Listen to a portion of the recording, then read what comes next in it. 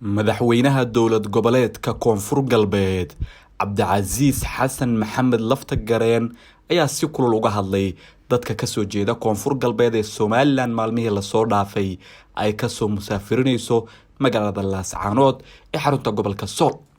laftagareen ayaa sheegay in arintaasi ay tahay mid aad iyo aad looga xumaado sida arxandarada ee loola dhaqmaya dadkaas, taas oo ah in la kala geeyay waalidiin iyo caruurtooda iyo weliba hantidooda, waxaana uu somalilan ugu baaqay in ay jawaab degdega ka bixiyaan arintaasi ay geysteen. sidoo kale waxa uu hadalkiisa intaa ku daray in ay soo saareen guddi heer wasiire ah kuwaas oo baaritaan dhaba ku sameeya hantida ka maqan dadka guryahooda laga soo saaray ee magaalada laascaanood. bismillaahi raxmaani raxiim, alxamdulilaahi rabbi alcaalamiin. maanta waxaan rabaa inaan ka hadlo dhacdadii foosha xumayd ee labadan beriba socotay ee ka dhacday maamulka somalilan, gaar ahaan magaalada laascaanood, oo ahayd dhacdo aad iyo aad u fool xun oo aan dhaqanka islaamka iyo dhaqanka bini aadanimada midnaba aanan ku jirin, oo runtii dad badan oo soomaaliyeed iyo dad badan oo adduunyada joogaba ay falcelin badan ka suubiyeen, ayna aada uga xumaadeen. dadkaas sida naloo xaqiijiyey 90% waa dad ka soo jeeda koonfur galbeed una tegay meesha inay si bini aadannimo leh ay uga shaqaystaan, nolol ka suubiyaan, ayna u tegeen in ay nabad ku helaan, nabadna ku noolaadaan. ficilkii asaga ahaa sida lagu beddelay oo dadkaas loo dhibaateeyey aad iyo aad iyo aad baan uga xunnahay, waana cambaaraynaynaa. wax aan filaynayna ma aha, wax dhaqan bini aadannimo lehna ma aha.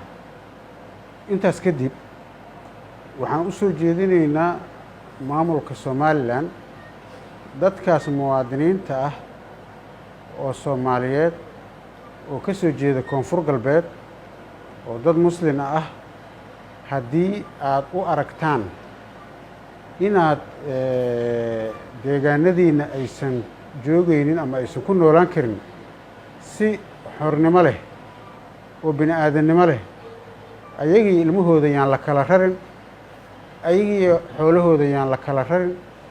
nin saaka gurigiisa ka soo tegay isagoon ilmaha ku noqonin yaan la raafin oon baabuur la saarin, inta wakti la siiyo. shalayba ayagaa yimide ha la yidhaaho walaalayaalow naga noqda ha la yidhaaho, laakiin si dhaqanka bini aadanka ka baxsan yaan lagu suubinin yaan leeyahay, yaan soo jeedinayaa.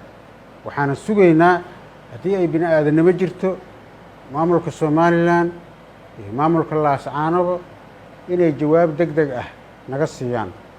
dadkaas qaabkay u rareen qaladka ka jiro iyo xoolahoodii meeluu ku dambeeyey iyo xuquuqdii iyo asaasiga ahaa ay ku lahaayeen deegaanadaas inay helaan. ilaa iyo hadda waxaan maqlaynaa inay ficiladii guraacnaa ay socdaan, oo dadkii hooyo iyo cunugeeda la kala raafaayo, aysan weli joogsanin, oo dareenka dadka soomaaliyeed iyo dareenka ummadda dhan ay soo jeediyeen aan hal marna aanan wax isbeddela aanan lagu samayn. waa arrin aada looga xumaado. waxaan codsanaynaa marka maamulka somalilan inay jawaab deg deg ah ka bixiyaan. dadkaas muwaadiniinta ahna haddii lasoo raraayo ayagii hantidooda aan la kala rarin, ayagii ilmahoodana aan la kala rarin, si xornimadii ay shalay ku tegeenna maanta ay ku soo noqdaan ayaan codsanaynaa. intaas kadib waxaan u mahad celinaynaa maamulka puntland oo runtii dareen bini aadannimo suubiyey, oo maamul iyo dowladba shacab iyo dowladba waa uga mahad celinaynaa sida ay ugu gurmadeen dadkaas walaalahooda ah oo muwaadiniinta ahoo oo la dhibaateeyey, sida ay ugu gurmadeen oy u soo dhoweeyeen oy u dejiyeen. ayagana waa uga mahad celinaynaa. ugu horeeyo madaxweynaha ilaa iyo maamulkiisii shacabkiisaba aad iyo aaday u mahadsan yihiin. tillaabada kaleoo ku xigtoon qaadayna waxay tahay maamulka waxaan u xil saarnay guddi ka kooban 5 wasiir oo arrintaas sida ugu dhaqsaha badan u sameeyo baaris tagana goobihii ay waxaan ka dhaceen si dadkii gurmad iyo badbaadaba ay u helaan una gurmado una badbaadiyaan. 5taas wasiiraan u saarnay waana soo baxeen shaqadii bay bilaabi doonaan waxayna ka shaqayn doonaan sidii dadkaas loogu gurman lahaa dib u dejinna loogu samayn lahaa deegaanadoodina loogu soo celin lahaa ninkii meesha uu joogo ku qanacsanna nolol loogu raadin lahaa ninkii deegaankiisa ku soo noqon hayana dib u dejin loogu samayn lahaa. annagaa diyaar la ah inay deegaanadooda ku soo noqdaan wax alaaliya wixii oo ku baxayo oo lagu soo raraayana diyaar aan u nahay. wafdigaas wasiirada ahaana ka shaqayn doono oo 5 wasiir ka kooban wasiirka arrimaha gudaha wasiirka qorsheynta wasiirka gargaarka wasiirka gaadiidka iyo wasiirka caafimaadka. wasiiradaasna waxaan ka rabnaa sida ugu dhaqsaha badan inay u bilaabaan dadkaas sidii loogu gurman lahaa ayna u tagaan goobaha ay joogaan dadka iyo waxay qabaanna ay jawaab degdeg ahna naga soo siiyaan gurmadna ay soo suubiyaan. markii intaas laga tago waxaan rabaa inaan u mahadceliyo cid kaste oo ay ficilkan guracan ay dhibtay oo ka falceliyey ama dareenkooda ka sheegay inay ka xun yihiin aad iyo aaday u mahadsan yihiin. waxaan codsanaynaa beesha caalamka dowladda federaalka Soomaaliya ganacsatada Soomaaliyeed cid kastoo wax garanayso cid kastoo wax ilaahay siiyey in dadkaas gurmad degdeg ah loo fidiyo sida ay dowladda Puntland ugu gurmatay in loogu gurmado tilaabo degdeg ah oo loogu gurmanayna la qaado.